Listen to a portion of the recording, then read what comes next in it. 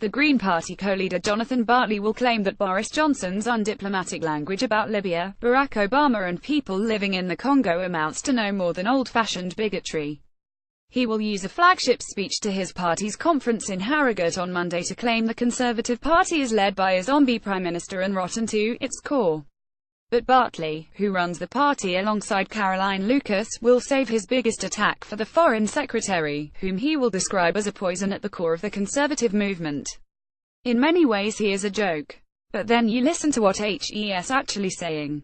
Let's not pretend that Boris Johnson's comments about dead bodies in Libya was an aberration. EWASNT, Bartley is expected to say.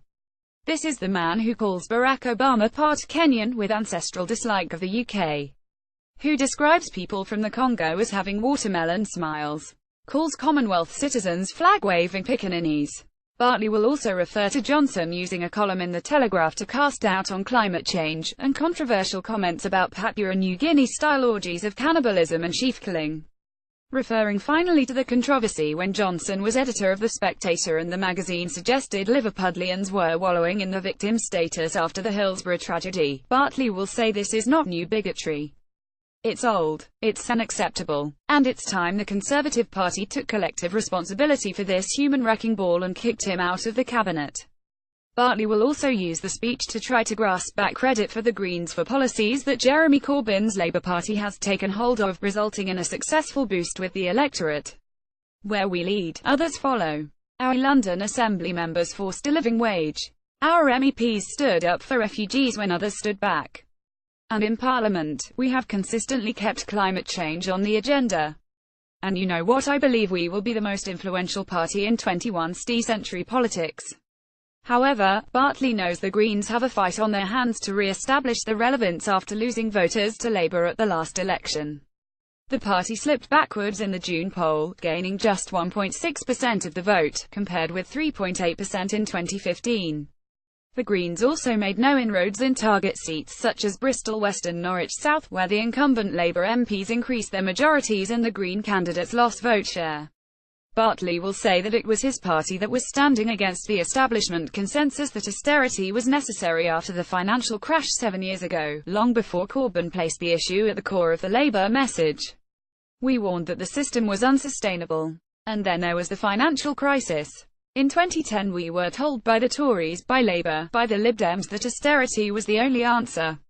We said no. And we kept saying no. We joined UK Uncut on the streets. We marched to Downing Street. We bravely dared to be different. And 7 years later, the agenda has changed. He will also claim that the Green Party changed minds on fracking and had triggered a debate on the universal basic income. Speaking to BBC Radio 4's Today programme before his speech, Bartley defended the Greens' decision to stand aside in a series of seats in June's election to assist Labour or Lib Dem candidates, saying it was a very bold thing to do. He said, "We've seen a profound change in British politics as a result of what happened. Many commentators suggest that if we hadn't stood aside, if local parties hadn't made those decisions, we wouldn't have the hung parliament now, we wouldn't have seen the change of agenda that we're seeing from the government.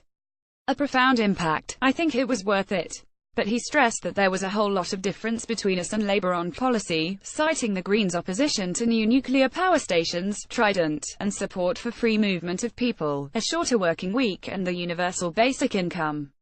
There is a huge agenda which Labour are not taking on board, he said. The issue of Brexit is also likely to be widely discussed at the conference, after Molly Scott-Cato MEP reaffirmed the party's commitment to a ratification referendum as a means of reversing the referendum vote.